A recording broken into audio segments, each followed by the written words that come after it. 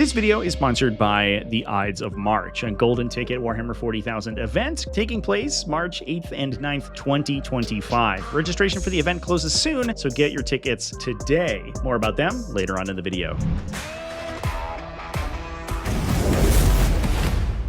What's up, folks? Welcome back to TacticalTortoise. My name is Trevi, and this is another episode of the best armies in Warhammer 40k, the weekly video series where we go through undefeated results from the past week of competitive events and break down what is doing well. And this is for the weekend of February 22nd and 23rd, 2025. Now, this is going to be an exciting episode because we have some new armies from the brand new Aeldari and Astra Militarum codexes to talk about. We have some domination at a super major from Imperial Knights, as well as a resurgence of Nurgle lists, including Plague Legions from Chaos Daemons, as well as an insane Death Guard list to round things out. So let's jump into it. The big winner this weekend was Chaos Daemons. Legion of Excess, the Slanesh-focused demon detachment, is still doing incredibly strong. Chaos Daemons exhibiting an exorbitant win rate and many event wins at the Top Gun Call Sign Chile, Fire and Blood GT, and Peterborough Slam. However, we also saw a really strong result at Oxford Onslaught, which we'll be talking about today, from none other than Plague Legion, the much maligned Nurgle-focused detachment in the Codex. So that's what we're going to be discussing this week. Aeldari, as I mentioned before, doing fairly well with their new Codex. We saw good results from both Aspect Host and Devoted of Yniad at the Hertfordshire Spring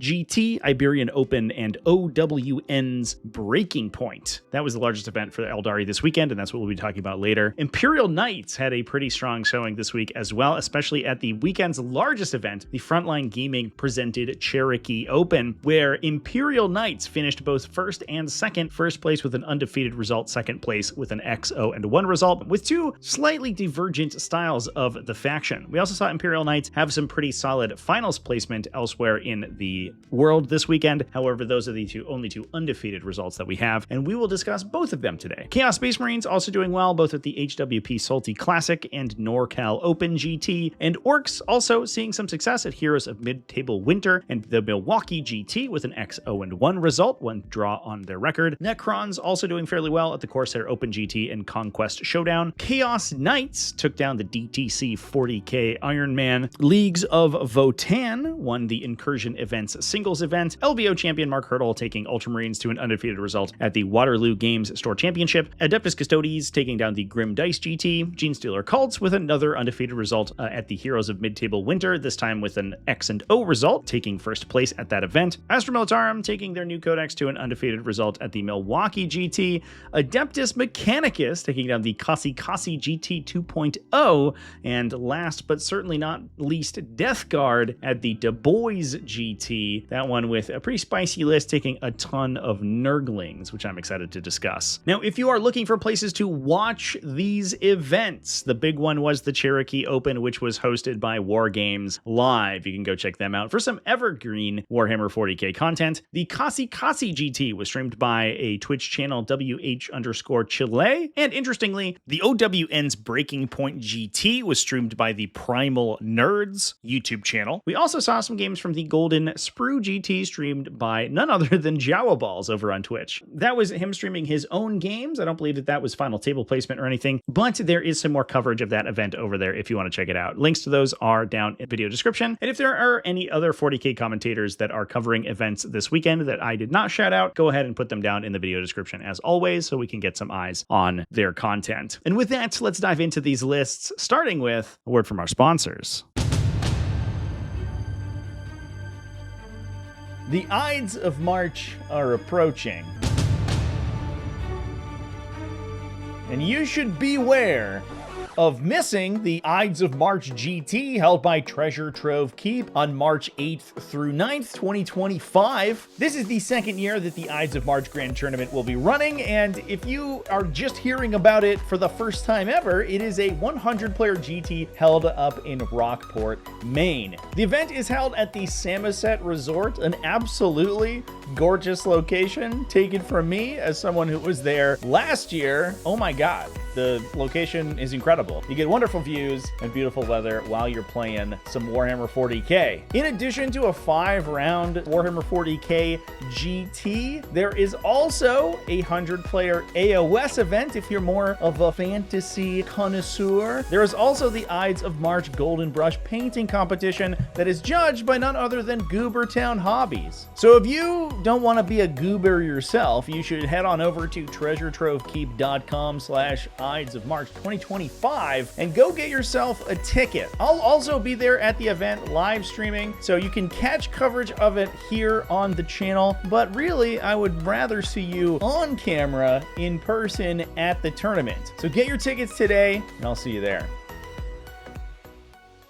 We're going to start our discussion here at the 52-player Oxford Onslaught 4 in the United Kingdom. This one was won by Chaos Demons, but not any of the standard Chaos Demons attachments that we would normally expect to see. We've been seeing a lot of results from things like Legion of Excess recently, and that one's kind of played out, so Demon players got to get some new material, and they found a way. Lawrence Elliott here has rocked a Plague Legion to a 5-0 result. Now, for those who don't know, Plague Legion is the Nurgle-focused attachment that forces additional battle shock checks on your enemies as long as they are within your Shadow of Chaos. That also means that it's going to interact pretty effectively with the Army rule, giving you -1 to that battle shock check and inflicting damage if you fail it, in addition to all the normal penalties you would typically get from failing a battle shock test. If the Nurgle army is able to spread around the battlefield, it can force a lot of these tests and use the internal Nurgle synergies that the army already has going for it in order to buff its units up pretty significantly. With that, we have a Demon Prince of Chaos. This is the Foot Demon Prince that grants nearby units stealth. He's also going to protect them with the Droning Shroud. This essentially gives him Bellacor's anti-shooting aura. Those units can't be targeted by ranged attacks unless the attacker is within 18 inches, assuming that they are indeed a Nurgle Demon unit. We then have Epidemius to buff the army with additional command points when his Nurgle Demons kill units, which I'm sure they will, because 99% of the army is indeed Nurgle Demons.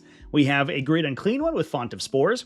That grants him an aura of +1 AP that affects friendly Nurgle Demons in the area on all their weapons, including both ranged and melee weapons, allowing him to act as the center of a pretty effective gun line, buffing up things like his own Putrid Vomit attack to AP3, as well as the attacks of nearby units like Nurgle Soul Grinders. We also have Rodagus to buff +1 damage to the Nurgle units as well, and to be another melee beatstick like the Great Unclean One. A Sloppity Bile Piper with Canker Blight that allows him to project an aura that, when units fail battle shock checks, removes entire models instead of dealing mortal wounds to the unit. This allows him to run up and potentially get enemy heavy infantry units and expensive mounted units into that aura and remove additional value from those units rather than just inflicting mortal wounds. However, it doesn't have an effect on monsters or vehicles. It's just going to do the normal D3 damage. We then have a bunch of infiltrators in the form of 3 units of Nurglings, as well as a blue horror unit. This gives you access to a nice big infiltrator brick that you can start by deploying up the center of the table to prevent enemy forward operators from coming in and blocking out your other positions for Nurglings and scouting units. We then have a bunch of high OC infantry coming from the Plague Bearers here. These guys can also be buffed up with stratagems like a 5+ critical hits from the detachment to actually do some pretty reasonable damage, especially once you combine them with +1 AP and potentially +1 damage from the Great Unclean Ones as well. We have 2 units of Beast of Nurgle for some additional utility, a unit of Plague Drones, which can act as both a little bit of a tank itself. These guys are tough to save with 5 wounds. They're actually really hard to kill for 110 points, but they also come with full wound rerolls against enemies that they target with their Death's Heads. This affects all your Nurgle Demon units and all of their weapons, so you can further buff up your ranged weapons with wound rerolls and also your melee weapons. So your beatsticks, like those Great Unclean Ones, who normally wouldn't necessarily have a good chance to punch through high toughness enemies, can get a huge leg up from these guys. We have a lot more forward operation coming from a Seeker unit. You're going to be able to block enemy infiltrators from screening this unit scout out by just absorbing the center of the table, so they're going to be able to move in and move block enemies early. That's really important for armies that are focusing on this 18-inch lone operative effect, because a lot of times what you can do in the early game is you can prevent enemy guns from physically getting to move within 18 inches of your units like your Soul Grinders, so you can move up your own ranged attackers, attack them, and be immune to the shooting in response. They'll just kill the Seeker unit, but you'll get another round of shooting for free, and then potentially even engage them in melee, because you're going to force them to come even farther forward. We then have 2 Nurgle Soul Grinders as well, who will benefit from all those synergies. Plus 1 AP from the Great Unclean One's aura, an additional wound rerolls from the Plague Drones, as well as but benefits from the Detachment ability. This Detachment allows them to do things like move through walls, which is a big deal for Soul Grinders, which are physically very large and can have a difficult time moving around the table. And so they're going to be able to get some significant damage out of the combination, their Phlegm Bombardment and their Harvester Cannon, but be potentially difficult to shoot back thanks to that Droning Shroud, and force the enemy into the center of the table, where they're going to be starting to take those Battle Shock checks from the Detachment ability and also have to fight with the likes of those 2 Great Unclean Ones.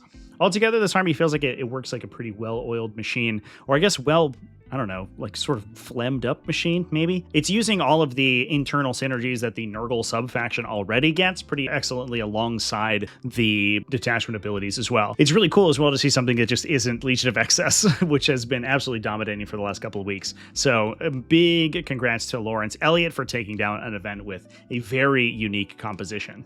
Now with that, we're actually going to move over to an identically sized event, the OWN's Breaking Point GT at Primal Nerds. This is a 52-player event over in Yukon, Oklahoma, and was won by Colin K, rocking Aeldari. Colin was running the new Ynnari detachment, Devoted of Yniad. He was bringing the full triumvirate of Yniad, the Visearch, Yinkarn, and Yvraine, who have a lot of internal synergy. Obviously, the Visearch and Yvraine are able to attach together. They both have devastating wound weapons, and Yvraine is going to give units reroll wound rolls against enemies that she engages. So together, they can do a significant amount of damage.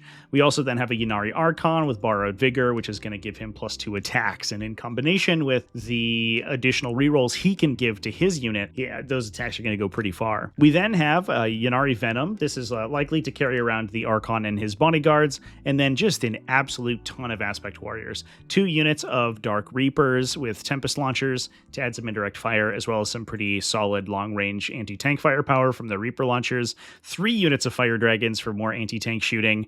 A unit of Rangers for utility. 3 units of Striking Scorpions for some early game utility as well. And if that wasn't enough utility for you, we also have 3 units of Warlock Skyrunners on top of that. The Warlock Skyrunners, I think we're going to be seeing quite a bit of in not only Ynnari lists, but in basically any detachment that you are bringing in Aeldari. They are, I think, the cheapest single option in the Codex, if I remember correctly. And since the FAQ, they lost their character keyword. So they don't give up assassination or many other secondaries when they die. So that allows you to move them very aggressively. They have a Flamer. Their Destructor profile is pretty nice. They have a Singing Spear. They're not horrible in melee. I don't want to say they're good, but they'll do something. But they can shoot pretty well and run around the table to do actions for you. And then once they die, they trigger your lethal intent to move your units around the table on top of that. We then have 2 Wraith Lords, as well as 2 units of Ynnari Incubi, a unit of 5, which I believe is going to attach with the Archon and jump in that Venom, and a big unit of 10, which I imagine is going to attach to the 2 Ynnari characters. This gives you a ridiculous volume of units that you can force your opponent to kill in order to trigger those reactive moves, and that allows you to then either do things like move your Fire Dragons up into position to punish your opponent's heavy armor, or move your big unit of Ynnari Incubi into a scary position, buff them with Yvraine's rerolls, also potentially get a couple devastating wood melee weapons in there as well, and absolutely clobber back whatever came in to attack you. This combination seems absolutely super tough to deal with. You can't really leave these Aspect Warriors alive. They're still lethal even if they're just hanging around by themselves, but if you don't kill them, they're just going to be able to give themselves additional movement and benefit pretty significantly from that. And then on top of that, they also have enough units running around the table independently that they're going to be able to score a ton of secondaries extremely quickly. We did see some success from Aspect Host this weekend, but a lot of the final results were from Devoted of Yniad, and I do think that this detachment is definitely going to be a staple in competitive play moving on, at least for the remainder of this season. Now with that, let's move over to the Cherokee Open 2025, the largest event of the weekend, and a super major level event, 298 players being run by Frontline Gaming. Now, as I mentioned at the beginning of the video, the event was headlined by Imperial Knights with both Brian Jones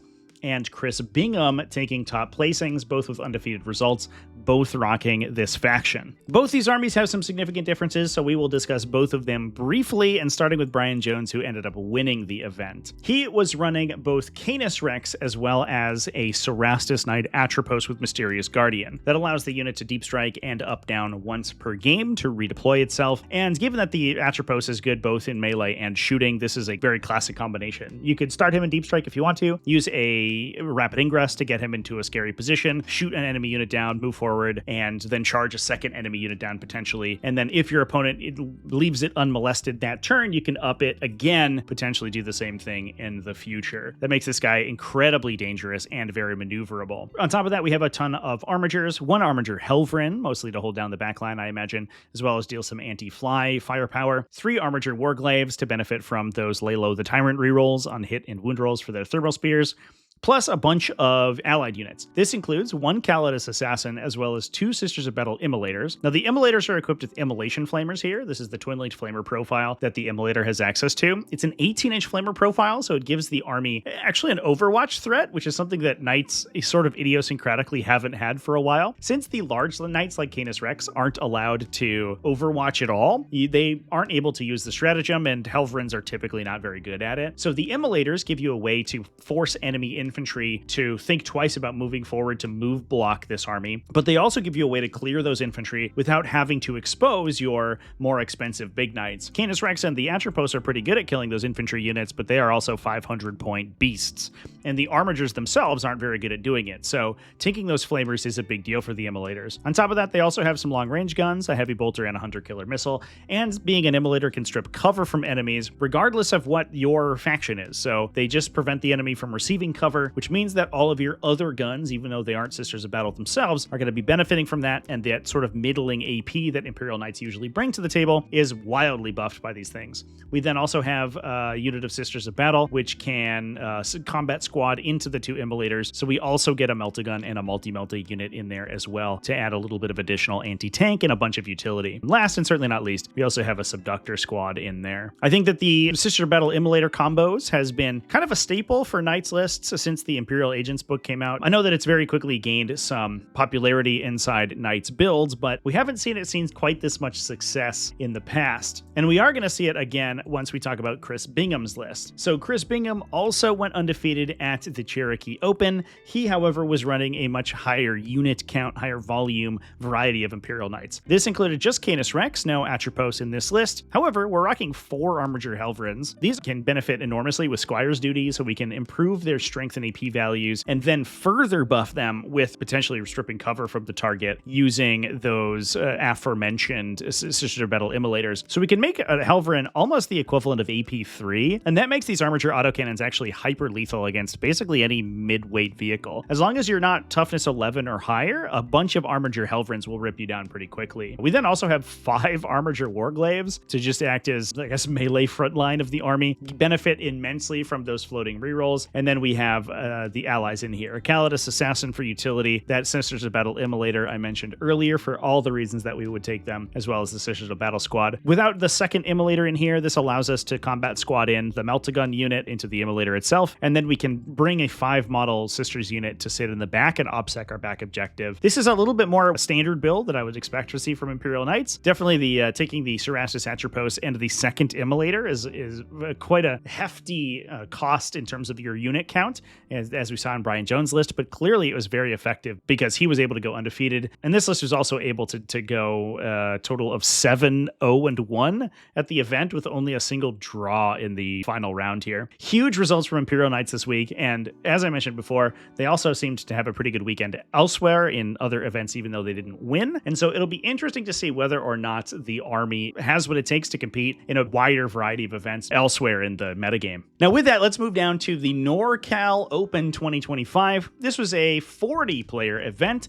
run down in California, and this one was won by Adam Dye, who was running kind of a throwback variety of Pact-bound Zealot Chaos Space Marines. If you remember back in the heady days of Index 40K, you might recognize something similar to this list. This is including Abaddon the Despoiler as well as a Warpsmith. We have 2 units of Chaos Cultists, and then a bunch of vehicles: Predator Annihilators ×2, Chaos Vindicators ×3, a unit of Chosen that we can attach Abaddon into, a Hellbrute, as well as 2 units of Possessed to act as a melee counterpunch. Now, those Possessed have Chaos Undivided, so we can use Profane Zeal on them to get them wound rerolls, in addition to their once per game devastating wounds they can get when they perform a Dark Pact. So we can do some pretty serious damage with those guys. They're also relatively fast. They're also fairly hard to kill. A pretty solid sort of front line. But then the big heart of the combination, and I actually have whole videos discussing exactly how silly this combination is. We have a Hellbrute with a Mark of Nurgle. The Hellbrute's going to give you both abilities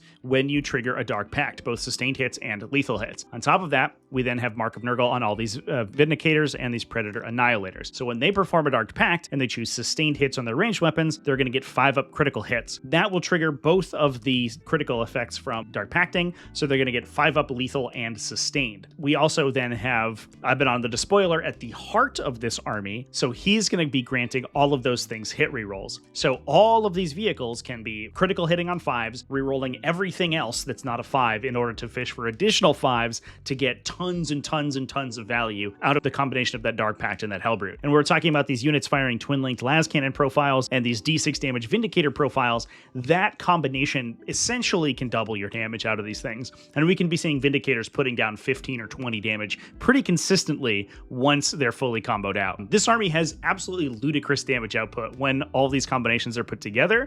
It's also not the easiest thing in the world to attack back into. We have the Chosen and Abaddon, who together are relatively fast and also lethal. We have the Possessed to act as a very strong front line here. These, for a while, were just massive, massive bricks of Cursed Cultists. Glad we're not seeing those guys anymore, but the Possessed are essentially just as good, especially once they receive an invulnerable save from Abaddon as well.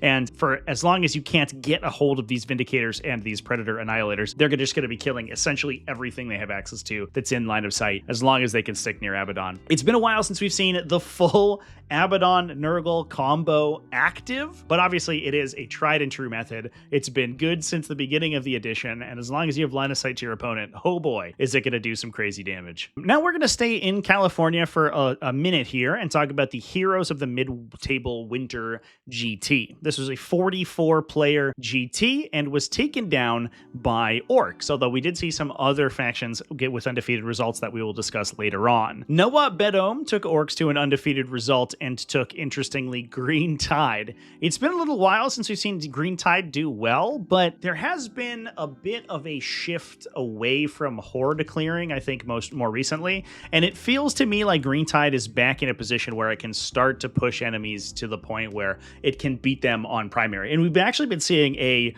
resurgence of Green Tide lists in the last couple of weeks or so. This army includes 2 units of Pain Boys, as well as 2 War Bosses and a Weird Boy. The Weird Boy in there can redeploy those boys units and then benefit from the +1 to charge and reroll charges stratagem to get them a fairly consistent charge out of Deep Strike. I don't want to say it's easy, but it's above 60% to get them into combat immediately. Looks like it is rocking 4 units of 20 as well as 1 unit of 10, just as a little bit of a backline objective holder there. They can obsec their home objective and then wander in to score some secondaries later on. 2 truck units, as well as 2 units of 5 flash kits to add a little bit of shooting to the army. That's essential, because if we're only relying on the Orc boys to kill anything, the downside is that you have to be committing 250 point plus units of Orcs in order to actually remove your opponent's units, and then your opponent gets to crack back and potentially kill that unit, and it's not a great trade. However, if we're taking some of these smaller MSU style units, we can actually commit those early, save our WOG turn, save our Orc boys units, and trade with our opponent in the early game to get them down to a position where they can't compete with 80 Orcs running at them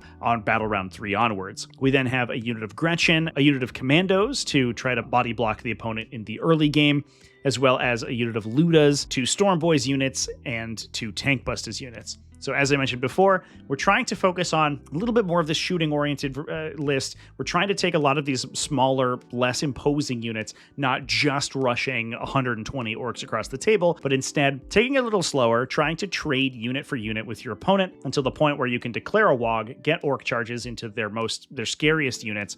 If you can get the Orcs in at 20 models. We could use the stratagem to get wound rerolls with them, +1 strength from the Wog turn, and then +1 to hit, and obviously the war boss's attacks themselves to actually do some significant damage. Try to break the back of your opponent's army, at least bring them to a point where they can't kill those Ork Boys units anymore, obsec all the objectives, and absolutely dominate the primary scoring in the late game. Much more tactical and much more flexible than the old varieties of Green Tide that were just relying on sheer bodies, but obviously new data sheets like these tank busters give orcs the capacity to play in that manner. Now with that, we're going to move over to Necrons, and this time move down to Italy, where we saw the Conquest Showdown, a relatively small GT, only 24 players, but it was won by Giorgio Castelli, who is running Starshatter Arsenal. Necrons actually had a fairly good weekend this week. We saw 2 Starshatter Arsenal lists undefeated, but this one has a lot of interesting inclusions. This includes a Catacomb Command Barge. Now, we've been seeing the Catacomb Command Barge in some lists. I think we've seen that most often in team events, and this grants you access to the Dread Majesty. We can attach it onto that character and provide an aura of reroll ones to hit and wound. This allows you to combo with the Silent King pretty effectively. He already brings that aura with him, but oftentimes he wants to switch his effect into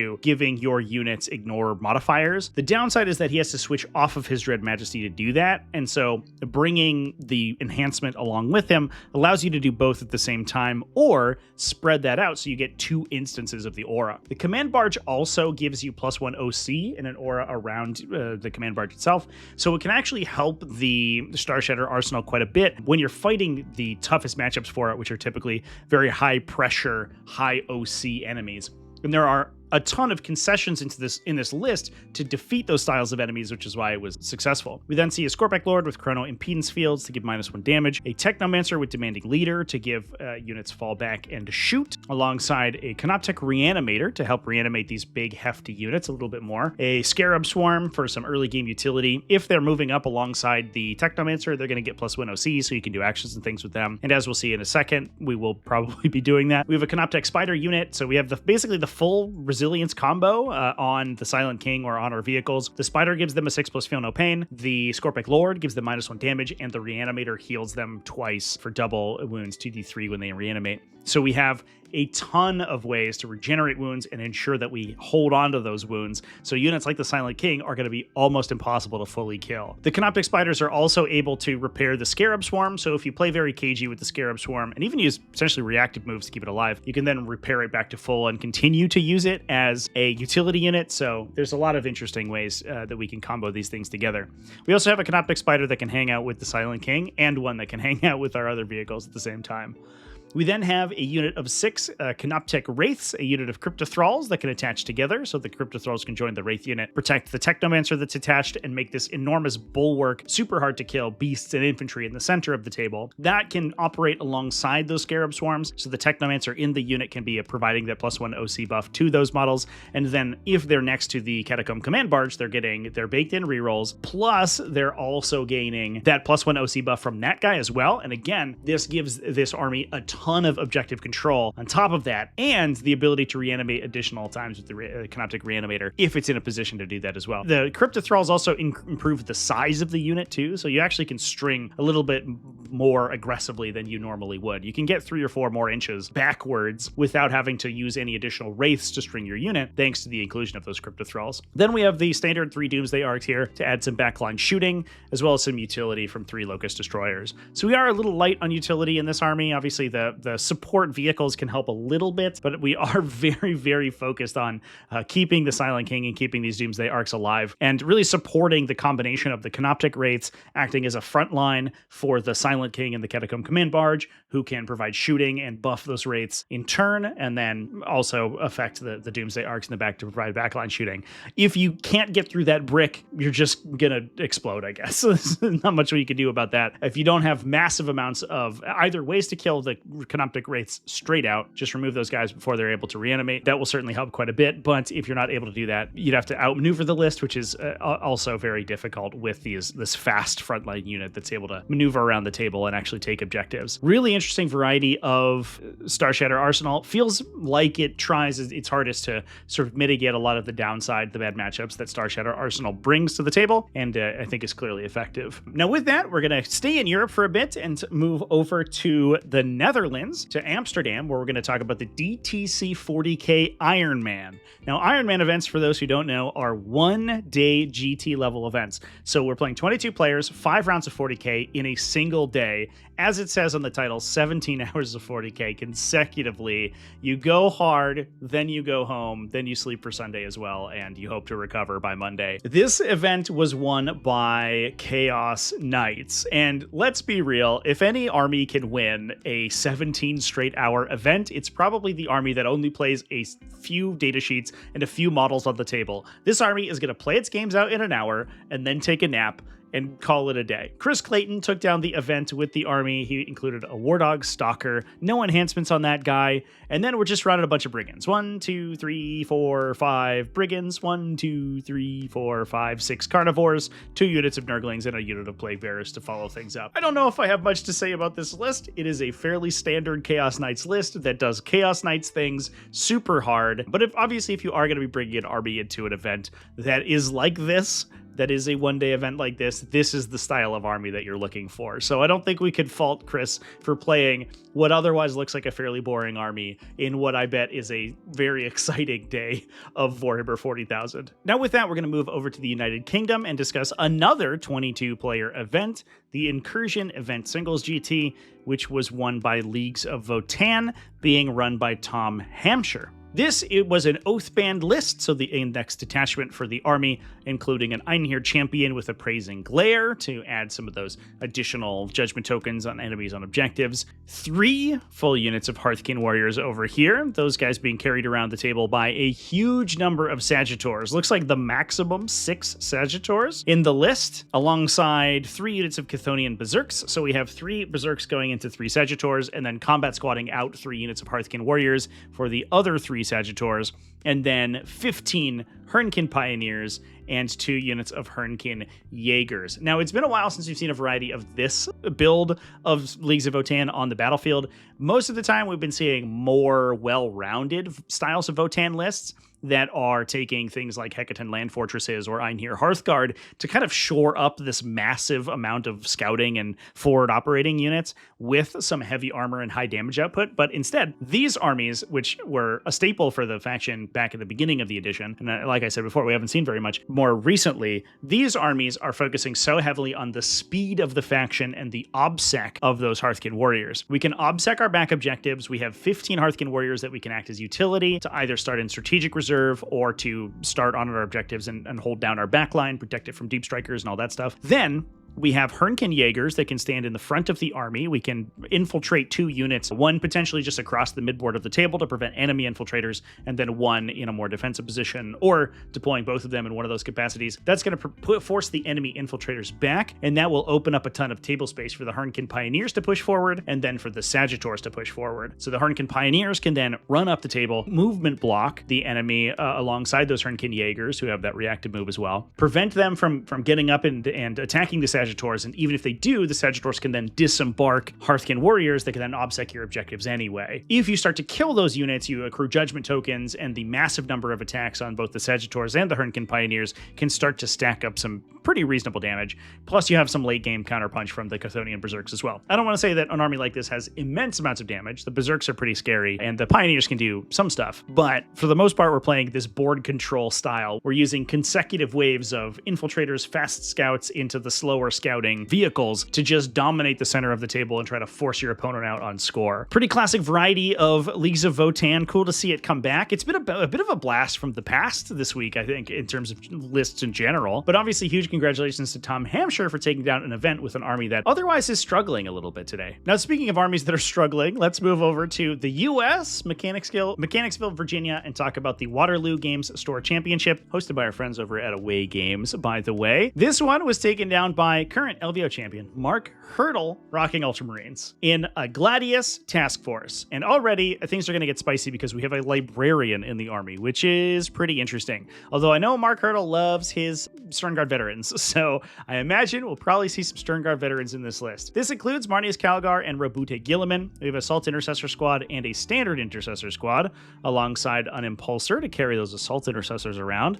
A unit of Jump Pack Assault Intercessors, a company hero unit for Marneus Calgar to hop into. A Desolation Squad. These guys are kind of key right now in the Gladius Task Force detachment, especially in the metagame where we're expecting to see a lot of Eldar on the table. If you're playing against Aspect Host, these guys can kind of play in the Sprinkler, but even against Ynnari, where they have that reactive move once you kill their units, they're going to start to pick away at the most important units in that Ynnari build. So even the Ynnari armies that we discussed previously, where they're taking a bunch of individual units and then one or two big bricks that will then benefit from those other units dying. If you just kill the big bricks with the Desolation Squad, or at least force them to strategic reserve or play very cagey, then you're gaining a lot of value from it. And Desolation Squads have huge benefits in Ultramarines in specific, especially in Gladius Task Force, because we have enough command points to run Storm of Fire plus Adaptive Strategy on them from the beginning of the game. So we can use adaptive tactics, place them into Devastator Doctrine.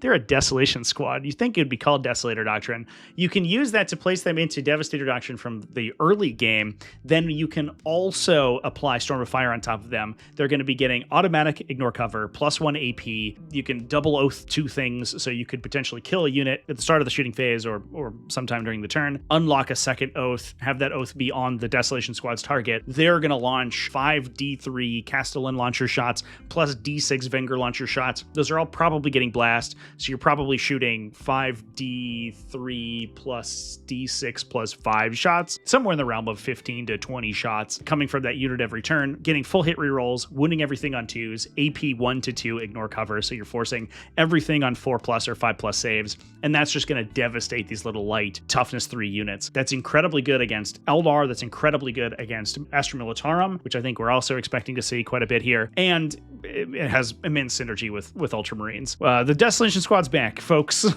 We talked about this week being a blast from the past, and we're seeing it even more in this list. And look at that, even more, where Mark Hurdle's back to his old tricks. We have 2 Land Raider Redeemers in the army as well. This feels like it is a list from 2 years ago when the edition just came out. The Land Raider Redeemer is also pretty good against these light infantry too, because it's such a dangerous Overwatch threat. Obviously, Aeldari can get around Overwatch with their anti-Overwatch agile maneuver, but they can only do that on 1 thing a turn. The math gets really funky once you start applying defensive stratagems to the Redeemers, and so oftentimes they'll need 2-ish units to commit to actually kill it. And if those units are Fire Dragons, one of them's just going to get cooked by Overwatch. And as we can see, the army being Ultramarines and having access to essentially 25 CP every game is required to run all of these overlapping combos. We need essentially 2 CP to run this Desolation Squad. We need essentially 2 CP to run the Land Raiders being resilient and threatening Overwatch all the time. And so this army is just stacking up all of those command point spends to try to keep these engines rolling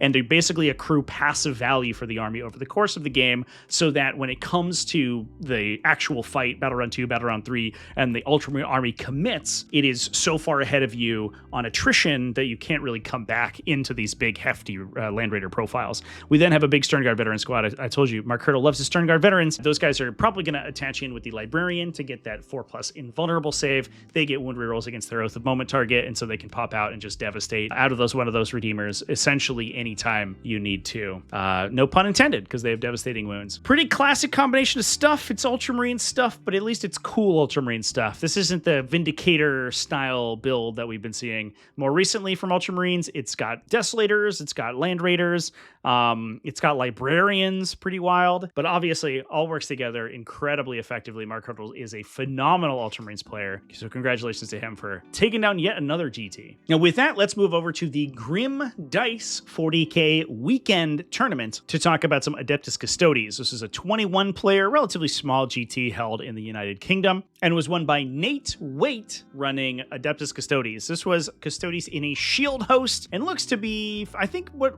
appears to be a fairly standard variety of Custodes shield host with a bunch of infantry. We've got 3 blade champions, best character in the faction, Don't At Me. We have Auric Mantle on one of them for extra wounds, Panopta Specs for ignore cover on another one, a single Custodian guard squad, 3 units of Custodian wardens to attach those guys into, give them that advance and charge, give them their -1 to be wounded, they've got their once per game 4+ fail no pain. They can deliver themselves to the fight just by being ridiculously difficult to kill for an entire turn. Interestingly, these are 5-man units, so we've got the full 6 inside a squad when you include that blade champion, and that makes them even more difficult to get through. So we have this huge front line of fast, hard-hitting, hard-to-kill Custodian wardens. We have 2 units of Venistari coming in after them with their rapid ingress duplication, 3 units of Witch Seekers for a bunch of utility, as well as a Calidus Assassin and Inquisitor Draxus. Draxus going to hang out with the Custodian Guard. That's another unit of 5 models, actually. We're just going all in on these Custodian infantry today. Give them either lone operative kind of effect from her psychic power, as well as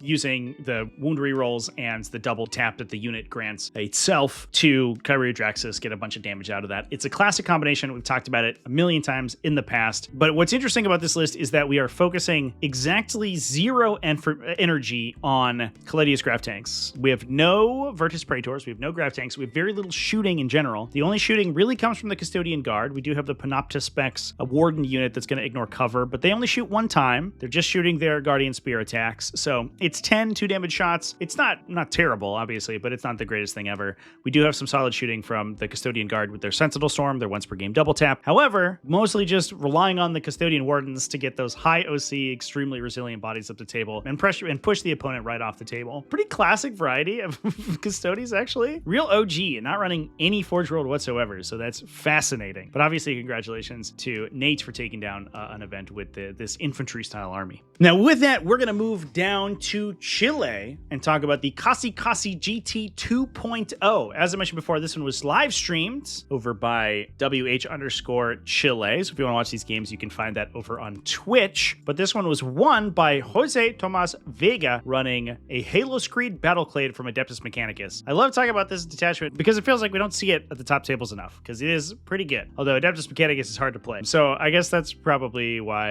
it's a little rare. This includes Belisarius Call. So we're able to turn on our battle line synergies with him himself or use his other buffing effects for the army.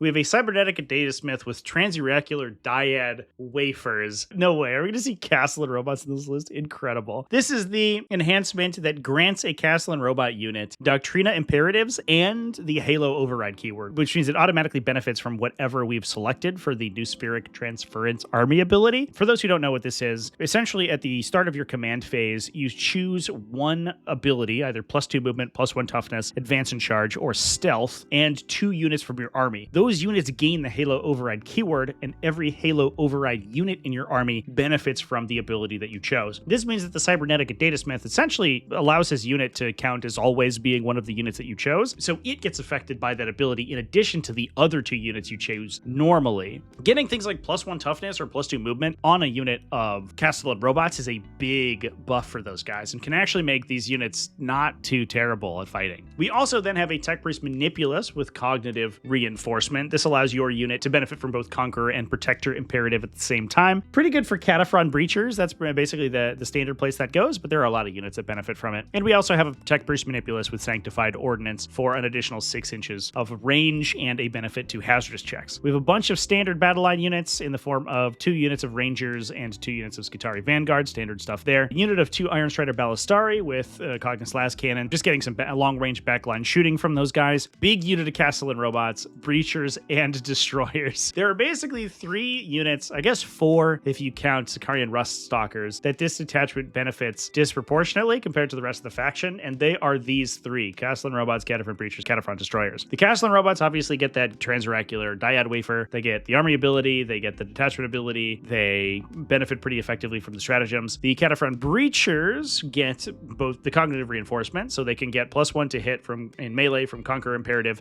+1 to hit in shooting from Protector Imperative. They get all the battle line benefits of those as well. And given the fact that they have hit rerolls, good ranged attacks with their arc rifles, and good melee attacks with the hydraulic claws, they're good in all of those phases. The downside was previously you had to choose only one to benefit from, but with the enhancement we get both. The Cataphront Destroyers have plasma weapons, so they can overcharge and get the benefit of rerolling hazardous tests from Sanctified Ordnance. They also have a flamethrower attack and are good on Overwatch, so getting an additional 6 inches of range to the flamethrower attack is also good. So we have 3 very specific buffs for 3 very specific units, and we've just taken all of them today, so that works. We then have a unit of Taraxi Skystalkers to just be a utility unit, take objectives, and use their shoot and scoot to do annoying stuff. Some forward operation from a unit of Sicarian Infiltrators, and then some melee counterpunch from a unit of Sicarian Rust Stalkers. These guys getting advance and charge on top of the battle line bonus to advancing and charging that they get innately is huge. You can pay a CP to select a Halo override ability for them, so you always have the opportunity to just grant them advance and charge if you want to, and that gives you a super fast disruption piece that you can use. I think a lot of Halo Screed armies are focusing very heavily on Sicarian Rust Stalkers, but we're focusing more heavily on the shooting units in this particular one. Really cool to see a Halo Screed Battleclade that's very, very focused on the units that are good inside the Battleclade. Plus, we have Belisarius Call in here as well, and we're seeing some success with it. So huge congratulations to Jose Tomas Vega for taking down that event. Now, hopping over to the Milwaukee GT3, this one was taken down by none other than Wesley St. Heinz, Nemo the Fish, running Astra Militarum. Now, this is a Bridgehead Strike Astra Militarum build, but we are using the new codex. So, for example, our Tempestus Scions are getting wound rerolls from targeting enemies rather than hit rerolls. This includes a Tempestus Command Squad with Bombast Vox Array for the tripled orders. We have 2 additional Tempestus Command Squads. Those ones are relatively naked. We have a Catachin Command Squad, as well as Ursula Creed and Gaunt's Ghosts for the free stratagems and repositioning order. We then have 3 units of Catachin Jungle Fighters to add some Scouts and Flamers to the army. One of those units is going to get joined by that Catachin Command Squad. It's going to give that unit Assault. We also have the opportunity to attach in a Ogryn Bodyguard into the unit as well, so we can add some additional wounds and feel no pain into that unit, especially if we have any attacks targeting the officer. We also have a Death Corps of Krieg unit, 20 models in that unit, largely to embed into enemies and trigger fire on my position. We have some indirect fire from 3 units of mortars, as well as some forward operation from 2 units of Kazarkin, and the Tempestus Scions that are the namesake of the Bridgehead Strike detachment. This includes 4 units of 10, as well as a unit of 10 Tempestus Aquilons. Interestingly, the last but certainly not least in inclusion here is an Aegis defense line. This is a fortification, not something that we see very often, but it does grant a 4+ invulnerable save to infantry units benefiting from cover by standing behind this thing. So that gives us the opportunity to take up a ridiculous amount of real estate in the middle of the battlefield. We can post up our infantry behind this, scout forward with units like Kazarkin and with our Catachin Jungle Fighters teams, and absolutely subsume the center of the battlefield with these massive infantry that are benefiting from that invulnerable save. That, alongside these med packs, can also regenerate themselves back into the unit. Really interesting inclusion there. Even just sticking a huge number of Death Corps of Krieg behind this thing does make that unit very difficult to remove, allows them to benefit from their Grim Determination more often, and it's honestly just interesting to see a fortification being played. Now, last and certainly not least, let's talk about Death Guard at Du Bois GT Golden Sprue. This was in Schenectady, New York. It was a 31-player GT and was won by Alex Miller. He was running Death Guard in a plague company, and as he describes at the start of his army here, he's got 42 Nurglings in his army. We just got a bunch of Nurglings, guys. So what's in this army? We have a Biologist Putrefier, a Death Guard Chaos Lord. Now, the Death Guard Chaos Lord is interesting in an army that's focused very heavily on kind of ensuring that it just grinds you down for as long as possible, because this guy at the end of each turn has a chance to inflict mortal wounds on all enemies within contagion range of him. So as the game goes on, that range gets larger and larger, and the longer that he stands in that position, position, he's averaging D3 mortal wounds around to every single unit inside that aura. So the amount of passive damage this guy accrues goes up spectacularly if you're able to keep him alive in the center of the fight. We also then have a Death Guard icon bearer with living plague, so he can improve the size of his aura abilities and contagion range. Mortarion, the Great Man himself, plus a Talisman to generate CP, and Typhus. We then have a big unit of Plague Marines. We can probably attach in our Chaos Lord to those guys, maybe even the Talisman, but oftentimes he just hangs out in the back of the table and generates CP passively. We have a Death Guard Chaos Rhino to ferry them around to the battlefield. I think we're probably going to attach the Chaos Lord in there and bring them in with the Chaos Rhino. He also gives them hit rerolls as well, which is, I guess, just nice to have. He gives them a couple additional lethal hits from their Plague weapons too, which is always nice.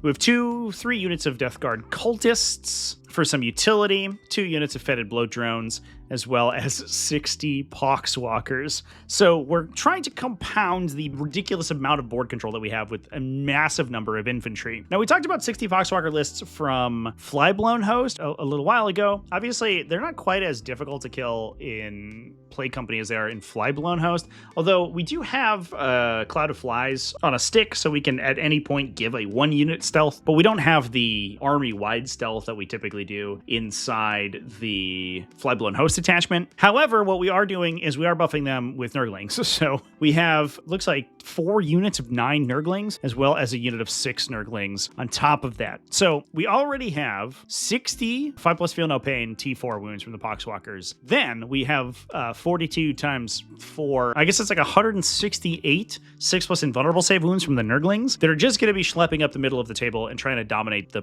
primary. Now, the Nurglings can't hold objectives, but what they can do is they can physically body block you from getting to units like Death Guard Cultists or Poxwalkers, which can hold objectives, and those units have objectives secured from the detachment ability, so those objectives are going to lock in, and then if the Nurglings can prevent you from touching them, it won't matter anymore. Endless mass of Nurglings are going to push forward, and they're going to eventually tear you down. Now, if you don't have good armor saves, the Nurglings actually do get a benefit from the contagions off the Death Guard units. They can actually start to wound things on 4s or 5s if you're light infantry, and they can potentially kill you if you're sort of high OC utility units, just with the massive number of attacks that the Nurglings have themselves. In addition to that, we can also select the Contagion that gives -1 weapon skill, and that will stack on top of the Nurglings -1 to hit in melee. So if you're not a monster or a vehicle, you're going to be -2 to hit essentially everything in the army. I imagine that there's always a Nurgling somewhere in your general vicinity when there are 42 bases on the table standing in front of this army. And so even just fighting into the Nurglings, your standard like 3+ weapon skill infantry sweepers are hitting on 5s and fighting into a 6+ invulnerable save and trying to get through almost 170 wounds of these things. Even once you do that, you have to fight through 60 wounds of Poxwalkers. Very few armies can do that effectively, and even those that do then have to deal with the big stuff in the back. So we have Mortarion standing back there. If you are stuck in melee for multiple turns, the Chaos Lord is going to start to wear you down with his own ability, plus the Plague Marines can just act as a late game counterpuncher as well. If you've infected any of those objectives, you probably have, the Plague Marines can get their sustained hits too from Sanguis Flux on you, especially alongside rerolls from the Chaos Lord. Those heavy plague weapons start to do some pretty serious damage. You're also getting Contagioned down. They may be benefiting from Mortarion's modifier ignoring as well. It's all bad. The damage output from this army isn't phenomenal, but obviously most things in the game are incapable of killing enough stuff before the Death Guard army just blows you out on primary and totally prevents you from scoring any points whatsoever in the game. So not too surprising that we did see Alex Miller take this event down. Super interesting build, and we've been seeing these very, very Nurgly style of armies from Death Guard more recently. It's very cool to see this one that is really just sort of embracing the theme and the absolute slop that is available to the Death Guard faction. Super wild list. Very glad to be talking about it in this video because, man, are the lists this weekend some super wild ones. And with that, those are all of the best armies of Warhammer 40k for this week. Thanks so much for watching all the way to the end of the video. Thanks as well to everybody who supports the channel, either over on Patreon, patreon.com/TacticalTortoise, YouTube channel members, and Twitch subscribers. Not to mention our friends over at the Ides of March. Please come hang out with me at that event, March 8th and 9th, 2025. I'll see you there. Remember to keep it classy, folks, and have happy wargaming.